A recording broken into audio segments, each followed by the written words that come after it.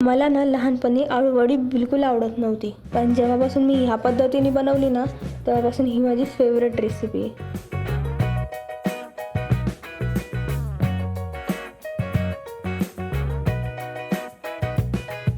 मी नवीन मुंबईला शिफ्ट झाले तेव्हा आमच्या शेजारच्या काकूंनी मला आळूवडी आणून दिली आणि ती मला प्रचंड आवडली. मी त्यांना रेसिपी विचारली आणि ती तुमच्यासोबत आज मी शेअर करते.